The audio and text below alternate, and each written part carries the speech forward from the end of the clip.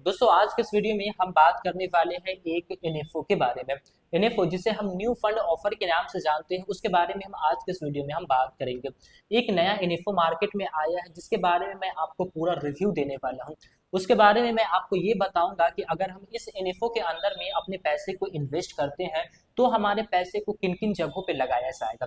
साथ में हम ये भी जानेंगे कि इस एनएफओ में अगर हम पैसे लगाते हैं तो हमें कितने रिटर्न्स मिलेंगे, ये किस बेंचमार्क को फॉलो करता है, वो बेंचमार्क पास्ट में हमें कितना का रिटर्न्स बना करके दे रहा है। और हम लास्ट में ये भी जानेंगे कि इस फंड को मैनेज करने के लिए हमसे कितना फीस लिया जाएगा। यहाँ तक तो हम फंड के बारे में बात करेंगे। इसके अलावा हम ये भी जानेंगे कि अगर हम इस फंड के अंदर में लमसम अमाउंट इन्वेस्टमेंट करते हैं तो कब हमारा अमाउंट कितना बन जाएगा। यानी कि इस वीडियो में ना आपको मैं बेसिक जानकारी पूरा देने वाला हूँ।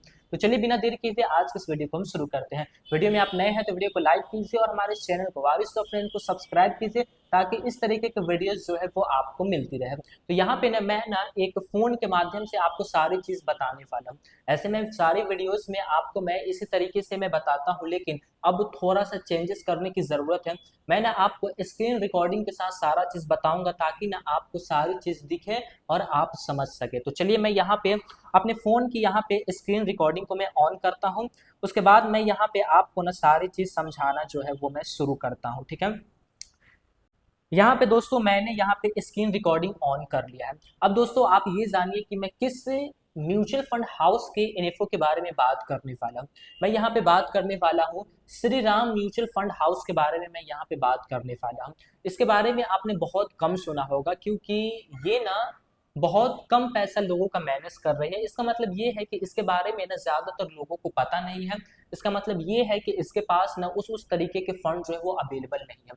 लेकिन ये नया इन्फो आया है तो इसके बारे में मैं आपको पूरी चीज समझाता हूँ। ठीक है, तो स्क्रीन रिकॉर्डिंग आपके सामने में इस साइड जो है वो दिख रही होगी। यहाँ पे मैं ना आपको एक एक चीज समझाता हूँ पूरा ए टू जेड। ठीक है, यहाँ पे आप देखेंगे तो यहाँ पे फंड का नाम हमें देखने को मिल रहा है श्री राम लिक्विड फंड। ठीक है, इतना छोटा सा हमें नाम देखने को मिल रहा है। इसके बाद जो लिखा हुआ है वो है डायरेक्ट ग्रोथ। तो ये ना एक प्लान का नाम होता है। ठीक है, डायरेक्ट ग्रोथ जो है ये प्लान का नाम है, लेकिन फंड का क्या नाम है? Shri Ram liquid fund. अब पहले आप ये समझिए कि ये फंड के अंदर में हम पैसे को इन्वेस्ट करेंगे तो हमारे पैसे को किन जगहों पे लगाया जाएगा। इससे पहले आप ये समझिए कि ये फंड किस कैटेगरीज का है। तो ये जो फंड हमें देखने को मिल रहा है, ये जो फंड है ना, ये एक डेट कैटेगरीज का म्यूचुअल फंड है। ठीक है, और डेट कैटेगरीज के अंदर में जो भी पैसा हम इन्वेस्टमेंट करते हैं वो पैसा घुमा फिरा करके किसी न किसी को लोन दिया जाता है। ठीक है, मान लीजिए कि हम यहाँ पे जो भी पैसा इन्वेस्ट करेंगे, ठीक है, हमने यहाँ पे श्री राम लिक्विड फंड के अंदर में अपने पैसे को इन्वेस्ट किया। एक एग्जांपल के लिए, करना है कि नहीं करना ये आप खुद डिसाइड करेंगे वीडियोस देखने के बाद। हमने यहाँ पे लगाया, ठीक है, तो ये कंपनी क्या करेगी, हमारे पैसे को ना लोगों को लोन बांटेगी। या तो ये हमारे गवर्नमेंट को लोन दे, ठीक है, तो हमारे गवर्नमेंट को लोन देगी तो किस रूप में रहेगा, वो बॉन्ड के रूप में रहेगा। बॉन्ड, मनी मार्केट ये हो गया।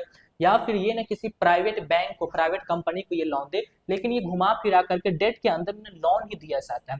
अब आपको ये चीज मालूम है कि जब हम लोन किसी को देते हैं तो उससे ना हम फिक्स्ड रेट ऑफ इंटरेस्ट लेते हैं। तो यहाँ पे भी ना आपको फिक्स्ड रेट ऑफ इंटरेस्ट जो है वो मिलने वाला है। तो आपका पैसा कहाँ जाएगा, घुमा फिरा करके आपके पैसे को ना उन जगहों पे लगाया जाएगा जहां पे लोगों को लोन दिया जाता है। ठीक है, ये चीज क्लियर हो गया। अभी हम और भी आगे चीजों के बारे में बात करेंगे। ठीक है, अब आप ये जानिए कि इस इन्फो को कब लॉन्च किया गया। तो यहाँ पे डेट आपको देखने को मिल रहा है, लॉन्चिंग डेट है वो है 4 नवंबर 2024। इस इन्फो को जो लॉन्च किया गया है वो है 4 नवंबर 2024 को लॉन्च किया गया है। और कब तक आप यहाँ पे इन्वेस्ट कर सकते हैं इन्फो रहते भर में, वो हमें देखने को मिल रहा है 8 नवंबर। ठीक है, यानी कि देखा जाए तो हमें यहाँ पे 4 दिनों का समय देखने को मिल रहा है। 4 नवंबर से लेकर के 8 नवंबर तक जो है वो आप अपने पैसे को इस इन्फो में इन्वेस्ट कर सकते हैं। इन्फो रहते भर में आप अपने पैसे को इन्वेस्ट करेंगे ना तो आपको एक बेनिफिट मिलेगा। वो बेनिफिट हमें देखने को मिलता है एनएवी प्राइस। ठीक है, यहाँ पे जो अभी एनएवी जिसे हम कहते हैं नेट एसेट वैल्यू, इसकी जो प्राइस में देखने को मिल रही है वो मात्र 10 रुपए है। तो हम जो भी पैसा एनएफओ रहते भर में इन्वेस्ट करेंगे वो हमें 10 रुपए पे ही एक यूनिट मिलेगा। ठीक है, लेकिन एनएफओ के बाद भी ये क्या होगा, क्लोज होगा। उसके बाद ये फिर से आएगा। आप देख रहे होंगे यहाँ पे 14 नवंबर अलॉटमेंट डेट है, ठीक है। तो 14 नवंबर के बाद ना आप दोबारा से यहाँ पे इन्वेस्टमेंट करना शुरू कर पाएंगे, ठीक है। लेकिन यहाँ पे जो अभी आपको एनएवी प्राइस 10 रुपए देखने को मिल रही है, ये प्राइस आपको नहीं देखने को मिलेगी, ये ज्यादा या फिर कम देखने को मिलेगी, क्योंकि ये डेट कैटेगरी है तो ज्यादा ही देखने को मिलेगी, कम की तो संभावना 0% की संभावना है, ठीक है। तो एनएफओ रहते हुए हम इन्वेस्ट करेंगे तो ये एक आपको बेनिफिट मिलेगा, ठीक है। चलिए अब हम आगे बढ़ते हैं। अब थोड़ा सा आप आगे बढ़ेंगे तो यहाँ पे आपको देखने को मिल रहा है fund house and investment objective. तो इसके अंदर में ना आपको ना एएमसी के बारे में डिटेल्स देखने को मिलती है। तो आप देख सकते हैं यहाँ पे Shri Ram mutual fund house है, ठीक है, जो हमारे पैसे को मैनेज करेगा। 38वें नंबर पे ये आता है, ठीक है। ये जो म्यूचुअल फंड हाउस है ये 38वें नंबर पे आता है। नंबर 1 पे कौन है? तो हमारा एसबीआई म्यूचुअल फंड हाउस है, ठीक है, जिसपे काफी लोगों को ट्रस्ट है, ठीक है। ये हो गया। अब ये टोटल इसके पास जितने भी फंड है उन सभी फंड का पैसा मिला करके जो बनता है, जो ये Shri Ram mutual fund house manage कर रहा है, वो है 689 करोड़ रुपए, ठीक है। लगभग 690 करोड़ रुपए के आसपास है जो इतना फंड जो है वो मैनेज किया जा रहा है Shri Ram mutual fund house के द्वारा। बाकी नीचे डेट है 5 दिसंबर 1994। तो ये इस वक्त ना ये श्री राम जो है वो आया था मार्केट में, उसका डेट है, ठीक है। तो ये चीज हो गया है। अब यहाँ पे मेन चीज क्या है? वो है फंड का बेंचमार्क। आप यहाँ पे देख रहे होंगे कि फंड का बेंचमार्क, हर एक म्यूचुअल फंड जो होते हैं वो किसी न किसी बेंचमार्क को फॉलो करते हैं। यहाँ पे जिस बेंचमार्क को फॉलो किया जा रहा है उस बेंचमार्क का नाम हमें देखने को मिल रहा है निफ्टी लिक्विड इंडेक्स A1, ठीक है। सॉरी A1 नहीं, AI है, ठीक है। तो ये हो गया। तो ये हमारा क्या है? बेंचमार्क। अब ना आप इस बेंचमार्क के बारे में समझिए। बेंचमार्क में हमें रिटर्न्स जो है वो मालूम हो जाते हैं। अब जैसा कि मैंने आपको कहा कि ये डेट म्यूचुअल फंड है, ये उन्हीं जगह पे पैसे लगाते हैं जहां से इन्हें जो फिक्स रिटर्न्स मिलता है। जब फंड को जब कमाई फिक्स रिटर्न्स हो रहा है तो ये भी आपको फिक्स रिटर्न्स से देंगे। तो यहाँ पे ना एक एवरेज आप मान के चलिए। अभी जो ये बेंचमार्क रिटर्न्स दे रहा है पास्ट में, वो आप समझिए। तो पास्ट का रिटर्न्स जो है ना वो लगभग साल का रिटर्न्स वो है 6.5% से लेकर के 7.5% के बीच में, ठीक है। और इतना ही आपको फ्यूचर में भी देखने को मिलेगा। इससे ज्यादा रिटर्न्स आप एक्सपेक्ट नहीं कीजिएगा, क्योंकि ना ये एक लिक्विड फंड है। और लिक्विड फंड का यूज हम किस लिए करते हैं? रिटर्न्स के लिए यूज नहीं करते हैं, बल्कि हम यूज करते हैं कि यहाँ पे लिक्विडिटी ज्यादा है। हम जब भी पैसे को इन्वेस्ट कर सकते हैं और जब भी हम अपने पैसे को निकाल सकते हैं। एक बेनिफिट हमें मिल जाता है ये कि हम इन्वेस्ट किया है तो उसके ऊपर हमें ना रिटर्न्स भी मिल जाते हैं, ये बेनिफिट मिलता है। लेकिन लिक्विड फंड का ज्यादा इस्तेमाल हम इसलिए करते हैं कि जब भी हमें पैसे की जरूरत पड़े, जब भी हमें पैसे की जरूरत पड़े तो हम वहां से पैसा को निकाल सके, इसलिए हम लिक्विड फंड का इस्तेमाल करते हैं, रिटर्न्स के लिए नहीं। रिटर्न्स एक प्लस पॉइंट, लेकिन हम किस लिए रखते हैं? जो भी हम इमरजेंसी फंड हो या फिर जो भी पैसा हो, जो हमारे बचत का पैसा है, उस सभी को कहाँ रखते हैं? लिक्विड फंड में रखते हैं। क्योंकि यहाँ पे ना जब हम रिडीम करेंगे ना तो बहुत जल्द पैसा हमारे बैंक अकाउंट में आ जाएगा और साथ में रिटर्न भी मिलता है। तो ये बात होती है, ठीक है।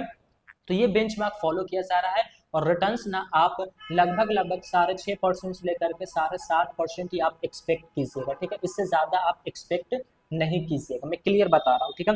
अब चलिए, अब नीचे आपको देखने को मिल रहा है वो है मिनिमम इन्वेस्टमेंट अमाउंट। अब यहाँ तक आपको सारी चीजें समझ में आती है कि हमारा पैसा फला जगह पे लगाया जाएगा, किस लिए लगाया जाता है लिक्विड फंड में, सारी चीज आपने समझा।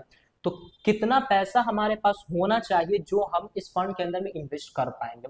तो पहली चीज तो ये है कि यहाँ पे ना एसआईपी का कोई ऑप्शन नहीं है, ठीक है। आप इस फंड के अंदर में एसआईपी नहीं कर सकते हैं फिलहाल अभी।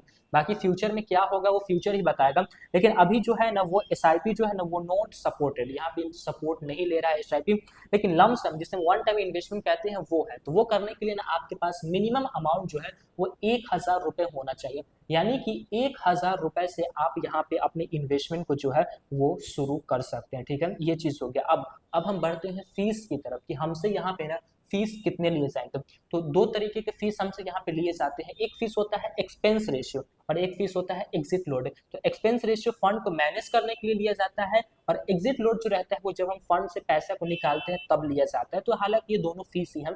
तो एक्सपेंस रेशियो इन्फो रहते भर में हमें नहीं बताया जाता है, ठीक है, वो नहीं बताया जाता है। लेकिन मैं अपने हर एक वीडियोस में आपको एक्सपेंस रेशियो बताता हूँ कि कितना लगेगा, ठीक है। अब यहाँ पे ना आपको दिख रहा है एग्जिट लोड। एग्जिट लोड यहाँ पे एकदम अच्छे तरीके से बताया गया है। यहाँ पे जो एग्जिट लोड का जो टाइम पीरियड है वो है 6 दिनों का। कि अगर आप अपने पैसे को इन्वेस्ट करते हैं और इन्वेस्ट करने पे आप अगर उस पैसे को 6 दिन से पहले विड्रॉवल कर लेते हैं तो आपको ना यहाँ पे एग्जिट लोड जो है वो लगेगा, और हर दिन का अलग अलग एग्जिट लोड है। अगर आप देखेंगे कि एक दिन से पहले आप अगर अपने पैसे को विड्रॉवल करते हैं तो 0.0070% आपका एग्जिट लोड जो है वो लगेगा। जितना आपका प्रिंसिपल अमाउंट रहेगा टोटल, उसका ना 0.0070% कट कर आपके पास आएगा एक दिन में। दूसरा दिन में करेंगे तो ये धीरे धीरे कमता गया है। बाकी सारा चीज आपके सामने में है, आप इस सभी चीज को देख लीजिए। बाकी 6 दिनों का टाइम पीरियड है। अब एक्सपेंस रेशियो, तो एक्सपेंस रेशियो यहाँ पे नहीं बताया गया है, लेकिन आप इतना मान के चलिए कि आपसे ना जो एक्सपेंस रेशियो लिया जाएगा ना वो बहुत ही कम लिया जाएगा, क्योंकि रिटर्न्स बहुत कम मिल रहे हैं।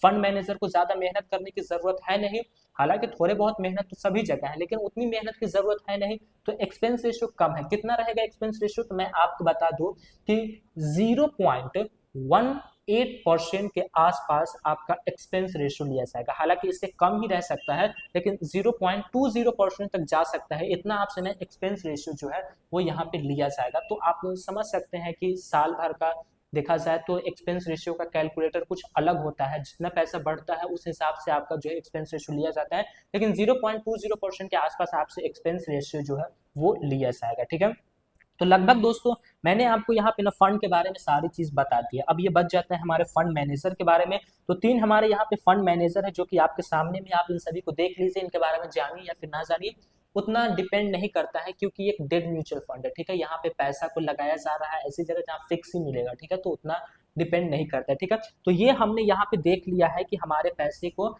कहाँ कहाँ लगाया जाएगा, कितना फीस लिया जाएगा, क्या क्या चीजें सभी हमने देख लिया है। अब मान के चलिए कि हम यहाँ पे 1 लाख रुपए को एक बार इन्वेस्ट करते हैं। ठीक है, तो यहाँ पे ना मैं यहाँ पे लमसम का एक कैलकुलेटर निकालता हूँ। ठीक है, मान के चलिए आपके यहाँ पे ना आप 1 लाख रुपए को एक बार ही इन्वेस्ट करते हैं। ठीक है, क्योंकि लमसम का ही ऑप्शन है, और उसके ऊपर ना आपको 7%, मैंने जैसा ही कहा कि 6.5% से लेकर के 7.5% तक आप एक्सपेक्ट कीजिए। मैं बीच का लेकर के चल रहा हूँ 7%। 7% हमें मिलता है, तो ये देखिए 5 साल के बाद हमारे उस 1 लाख रुपए की वैल्यू बन जाएगी, वो है 1,40,000 रुपए। बहुत कम, वो इसलिए क्योंकि रिटर्न्स में बहुत कम मिल रहा है।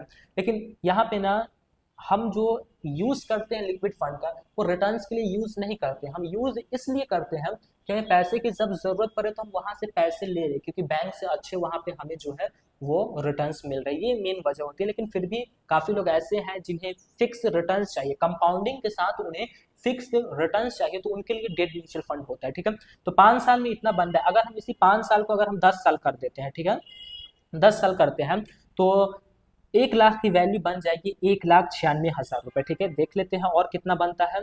20 साल का भी हम देख लेते हैं। हालांकि इतना दिन तक डेट के अंदर में रहना सेफ नहीं है। अगर जब आप 5 साल से ज्यादा वक्त अब देने के लायक हैं, तो आप इक्विटी म्यूचुअल फंड की तरफ जाइए। रिस्क बहुत कम जाता है वहाँ। 5 साल आप अगर दे देते हैं, रिटर्न काफी अच्छे बन जाते हैं। 20 साल में 1 लाख की वैल्यू जो बन जाएगी वो है 3,86,000 रुपए। यहाँ पे कैलकुलेटर जो है वो कब तक का सपोर्ट कर रहा है, 40 सालों तक का कर रहा है।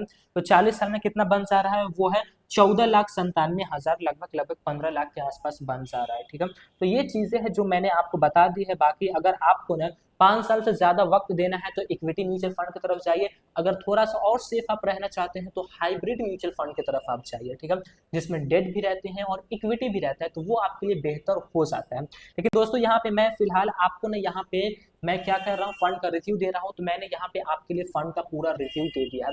अब क्या आपको इस फंड के अंदर में इन्वेस्ट करना चाहिए? बिल्कुल दोस्तों, अगर आप कर सकते हैं कोई दिक्कत नहीं है। अगर आप एसबीआई का लिक्विड फंड उठा कर देख लो, चाहे आप एचडीएफसी का लिक्विड फंड उठा करके देख लो, चाहे आप इसी को ले लो, श्रीराम म्यूचुअल फंड हाउस ने जो लॉन्च किया है श्रीराम लिक्विड फंड, इसको भी आप ले लो। लगभग इन सभी का रिटर्न जो है वो सेम ही रहता है। ठीक है, क्योंकि ये डेट म्यूचुअल फंड है। ठीक है, तो ज्यादा कोई दिक्कत नहीं है। अगर आप जाना चाहते हो तो जा सकते हो। श्रीराम बहुत पुरानी कंपनी है, हर कोई लगभग इसको जानता ही है।